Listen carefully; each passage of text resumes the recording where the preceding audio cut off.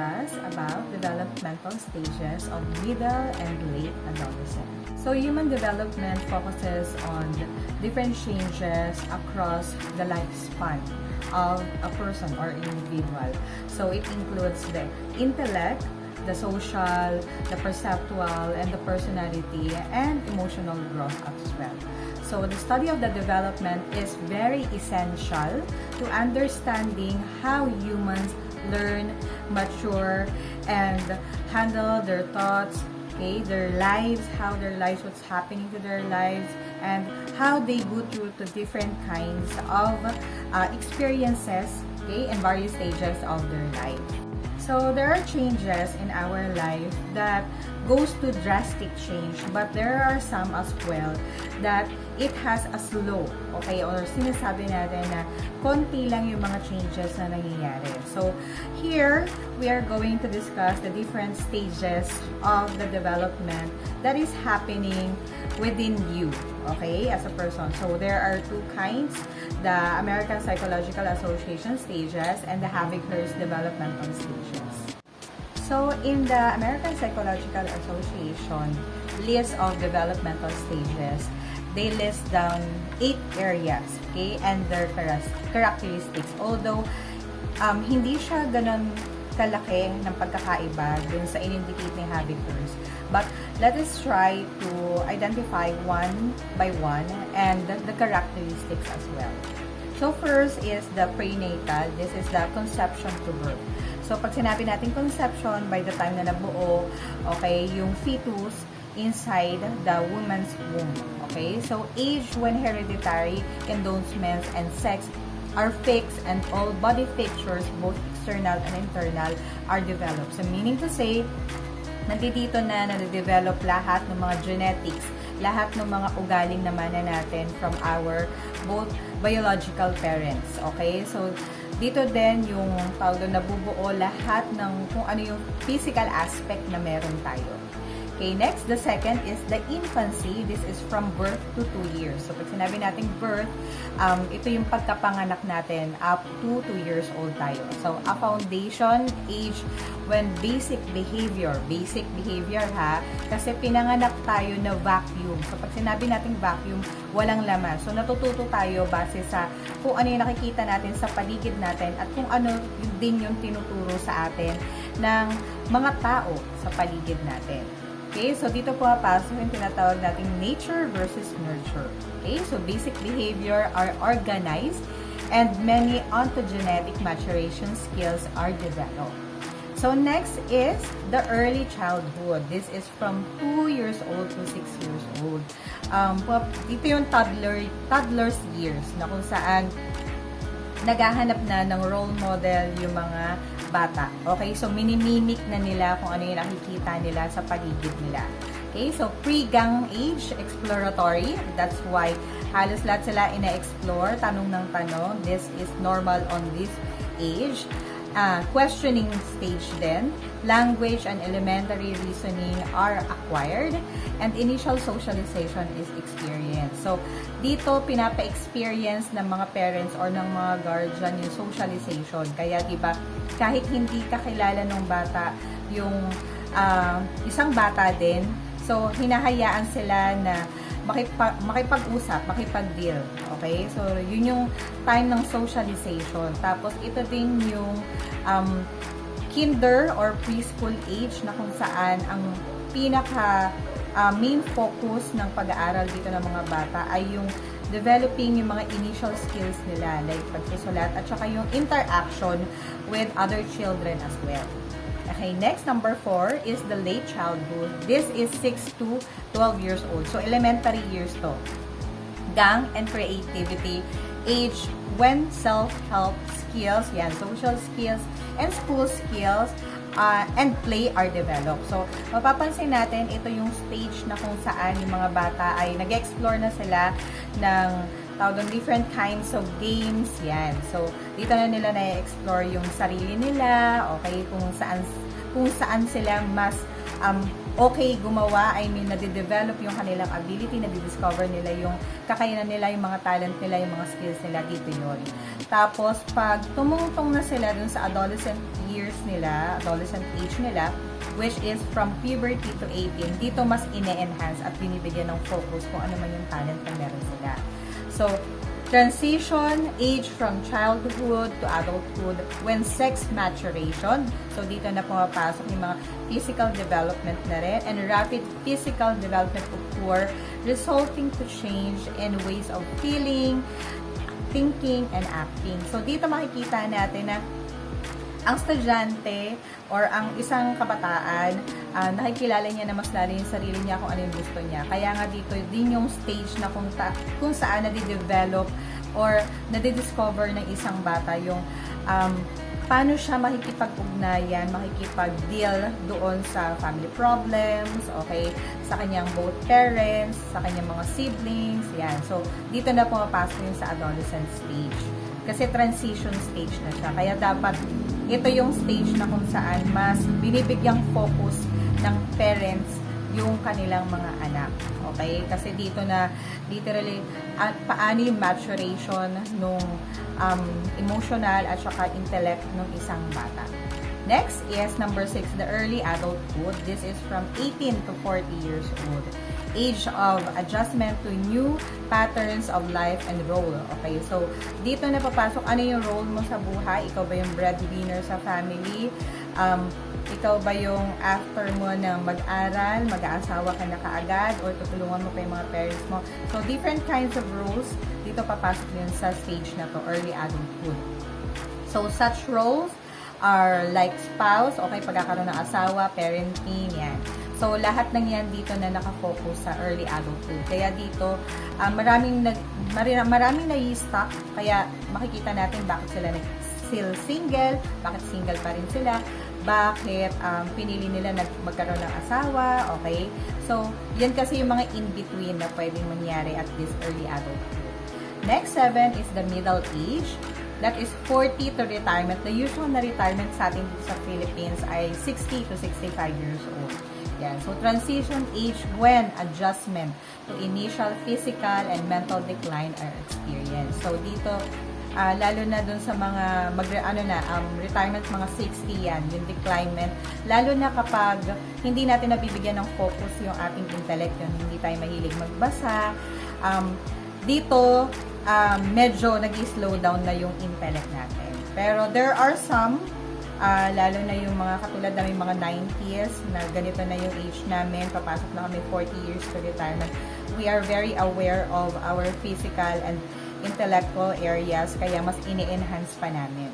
Okay, nagbabasa, nag-exercise kasi kailangan yun.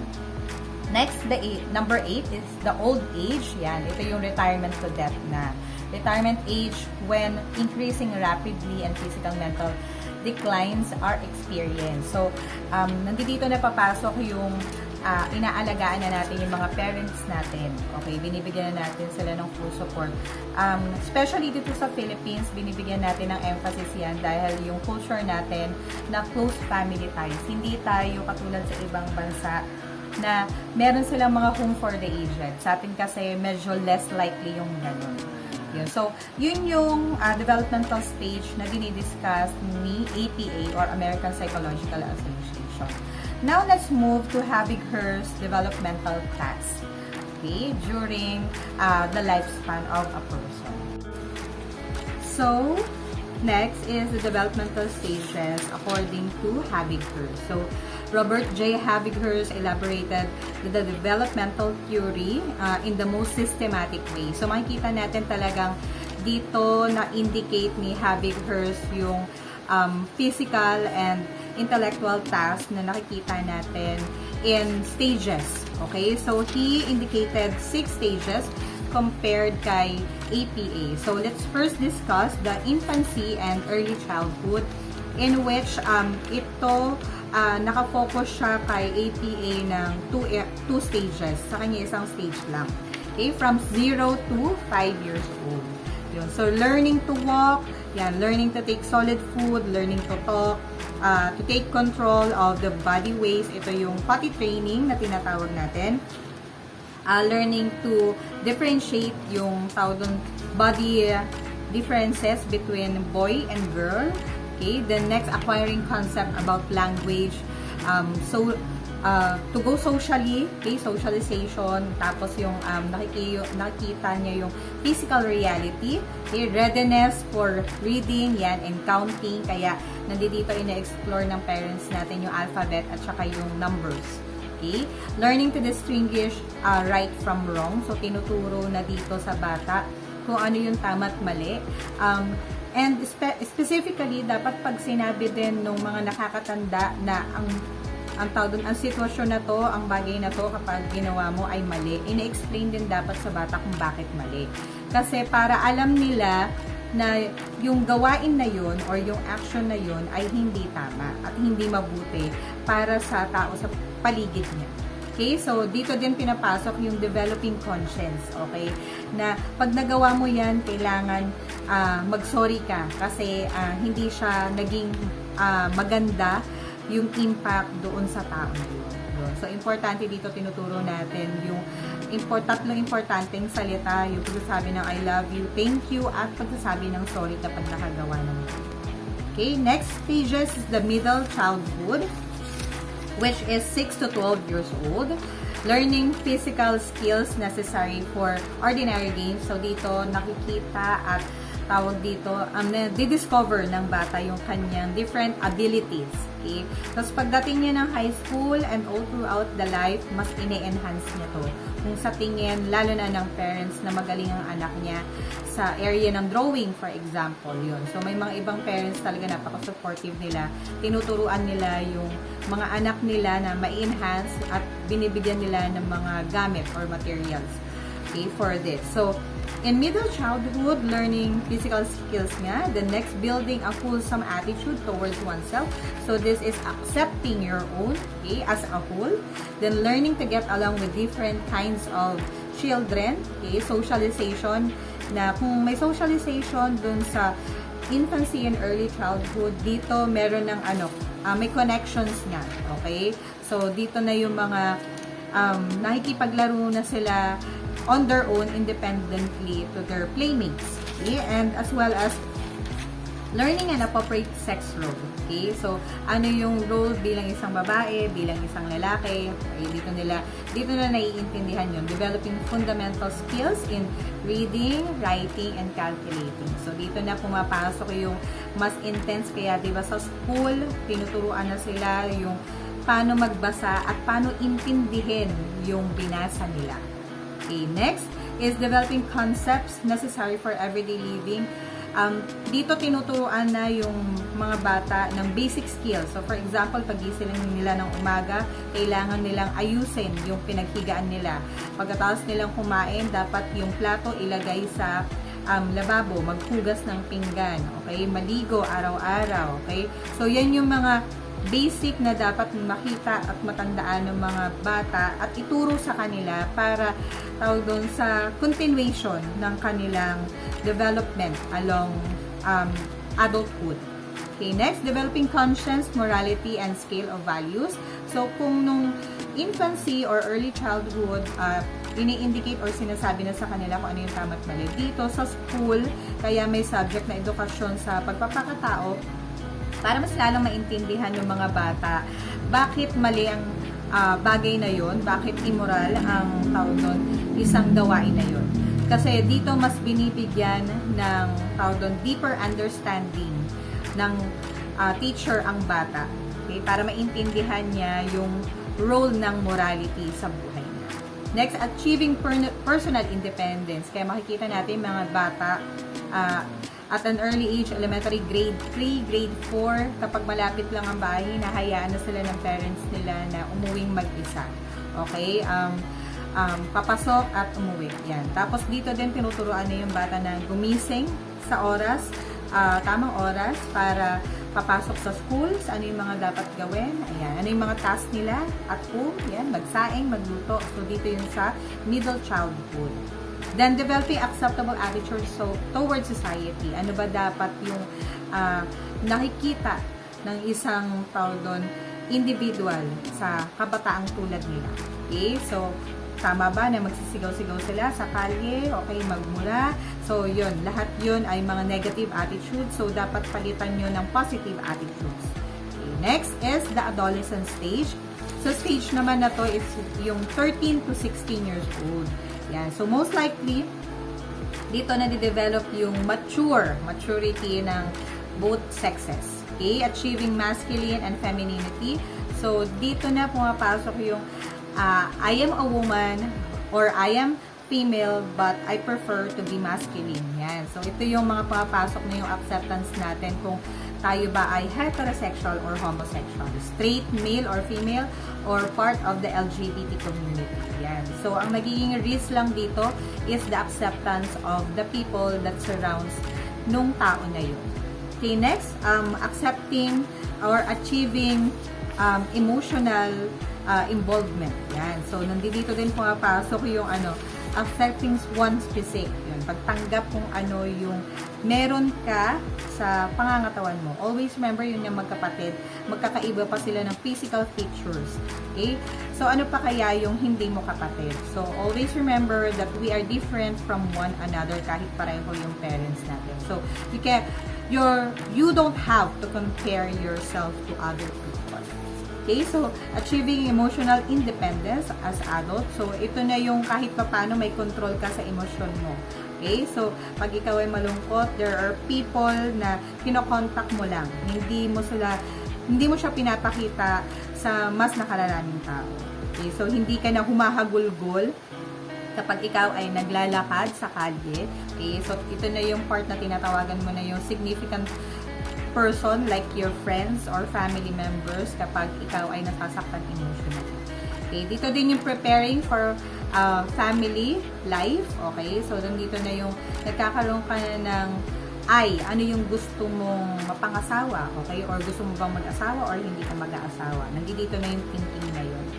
Then, preparing for economic career, kaya ka nag-aaral sa high school, pagdating sa high school, binibigyan ka ng idea ng schools na ano ba yung magiging ikaw, ano ba yung gusto mong marating sa hinaharap.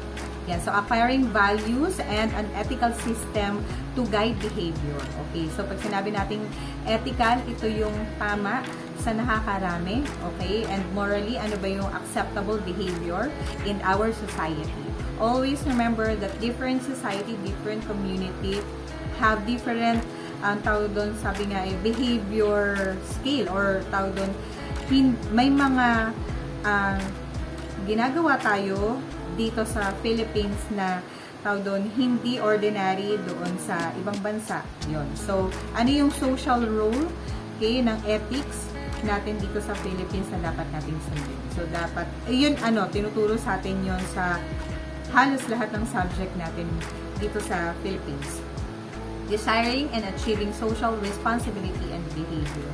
So, dito naman pumapasok yung ano yung responsibility mo, okay, and your community, okay, after being, tawag doon, a child, yung being anak, tapos magiging, tawag dito, estudyante ka, one of your role. After that, ano naman yung susunod mong roles.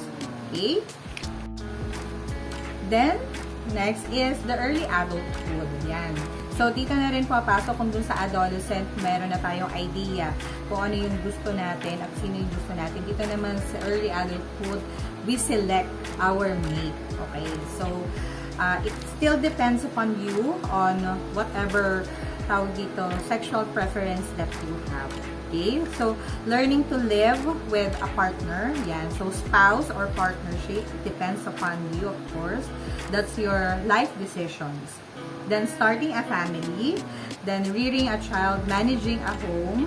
Yan. So, ito, usually sa may mga idea ng pag-aasawa. But there are some who are not into it.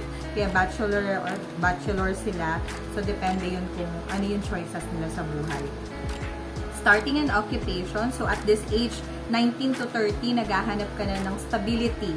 Okay, sa pagkukuhanan mo ng earnings mo. So, pwedeng salary, pwedeng business. So, still up to you. Kung hindi ka nag-aaral maigi, dun, think about it. Kung anong klaseng buhay ang magkakaroon ka. Kasi malaking factor, especially sa atin dito sa Philippines, yung nakapag-aral ka. Napakalaki talagang factor nun. Minsan nga, college graduate na hirap pang maghanap ng trabaho. So, what more pa kaya dun sa mga hindi nakatapos ng pag-aaral? Kaya importante na makagraduate ka hanggang kolehiyo. Kung hindi man kaya, at least senior high school matapos mo. Kaya nga, ito yung program ng ating gobyerno para matapos mo at magkaroon ka ng different kinds of exits yan. So, sa CGP, dinidiscuss ko. Then, assuming civic responsibility, what are your responsibility in our community? Same with dun sa adolescent stage. Okay, next is the middle adulthood. This is 30 to 60 years old. Yan. Helping teenage children to become happy and responsible adults. So, dito na, especially kapag ikaw ay parent na, tinuturuan mo na yung mga anak mo to be an independent. So, kung ano yung learnings na natutunan mo, negative or positive type of learning, yan yung itinuturo mo doon sa mga anak mo. Okay? Or magiging anak mo. O kung wala ka mang anak, pero dun sa mga pamangkin. Yan. So, dito yung stage na yan. Kaya makikita nyo yung tito, tita nyo na nag-aalaga sa inyo. Kung paano sila pinalaki ng kanilang mga parents, ganun din. Na-adapt nila yon. And all throughout that adaptation, yung natutunan din nila dun sa developmental stages nila sa buhay, ano din yun, ini-impart din nila yun. Then next is satisfactory career and achievement. So, dapat dito at this point in time na to, dapat stable na yung job mo or yung kung business man yung pinasok mo, stable na. Kasi, lalo na sa atin, masyadong idealistic ang ating government na may specific, age pagdating sa pagtatrabaho. Yun yung hindi maganda. Nakikita nyo yung difference ng Western country sa atin. Although, may iba naman ang kagandahan, like, there are some management, may nakikita ko sa SM, nag-hire sila ng mga senior citizen na parang assistants. Yun. So, which is good kasi kahit paano yung mga elderly na gusto pang magtrabaho, nabibigyan pa rin sila ng opportunity. But there are some company who are not. Okay? So, very limited lang yung mga company na yun. Then, next, developing adult leisure time and activities. Yung itong time na to kasi is yung pa-retire ka na. So, dapat kahit pa paano may konting ipon ka na for you to explore other means to have fun. Okay? Kaya maraming sa edad na to, nagta-travel na sila kasi yun yung mga life goals nila and what we call the bucket list. Okay? Next is relating to one's spouse as a person. Remember guys that when you have your spouse or yung may asawa kayo, at the end, mawawala na lahat ng mga romantic feelings. So, dapat ang hanapin ninyo ay hindi yung maligaya lang kayo when it comes to looks, but you're going to be friends pagdating nyo or pagtanda ninyo. Yun yung dapat na hanapin nyo ng mga mapapangasawa nyo. Okay? Kung ang plano nyo ay magkaroon ng pamilya. Yan. Yung mga kasama nyo sa pagta-travel, yan. Pareho kayo ng trip, yan. So, that's it. Accepting the physiological changes of middle age and adjusting to aging parents. So, dito naman makikita nyo yung physical changes. Okay, nagsasag na yung skin. Okay, hindi na compared nung bata ka. Which is okay lang naman yan. That is part of our changes. Okay, in our physical body. But all we have to do is just accept it and do something good for yourself. Okay? Then, adjusting to aging parent, ito na yung tumatanda na yung mga parents natin. And, specifically, dapat tinutulungan natin sila kung ano yung dapat nila ding, kahit na hindi na nila naiintindihan yung nangyayari sa kanila, but still, we're there to care for them. Yan. So, importante yun. Next, lastly is the late maturity. Ito yung 61 years old and above. Or hanggang kamatayan, sabi nga. Adjusting to decreasing strength and health. Yan. So, nakikita natin, humihina na yung katawan nung mga individuals na to. Okay? O yung mga tao sa paligid natin, mga significant people na to, which dapat naiintindihan din natin.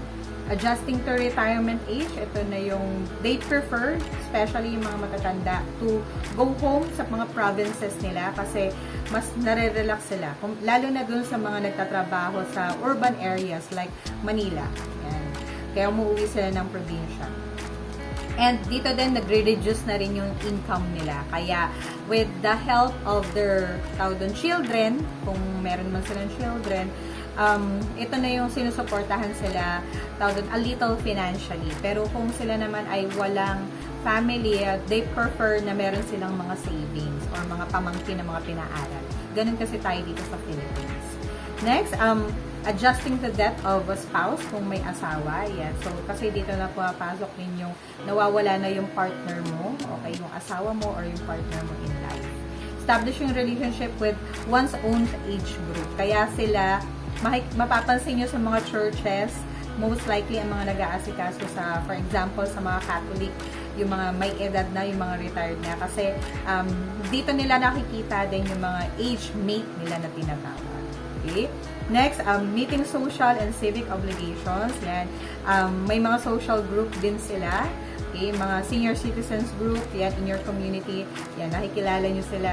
Meron yan. Meron at meron sila yan. Establishing a satisfactory living quarters. So, ito na yung, yun nga, they prefer na umuwi ng probinsya. Or, there are some naman that they prefer na tumira pa rin sa kanilang mga anak. But, less burden kasi ito na yung may mga pension sila. Yun. So, that's it for the discussion about the developmental stages of the middle and late adolescence. But it tackles, okay, it discuss up to the retirement age or hanggang dun sa pagtanda, okay, nung isang tao. So, always remember that there are changes na nangyayari drastically or mabilisan, but there are also changes na nangyayari sa buhay natin na unti-unti. Okay? So, wag niyong madaliin ang buhay ninyo. I mean, enjoy the life at its fullest. Do your task on that specific age para hindi kayo nabibigla. Okay? Ano ba yung hanggang dito lang dapat ako? Ikaw mismo bilang kabataan, you have to limit yourself kung ano lang yung hanggang saan mong dapat ginagawa or gagawin. You should be aware that this developmental task is necessary for you to achieve good maturity, sabi nga, and mas deeper sense of common sense and mas deeper sense ng, sabi nga, critical thinking skills. Yan. So, ang mga bagay-bagay ay hindi minamadali. Kasi pag minadali mo siya, mas mahirap para sa iyo yung adjustment after that. Okay? So, I hope you learned something for today's discussion. And don't forget to write your comment if you have any questions down in the comment section. Thank you for being with me. Have a nice day, everyone.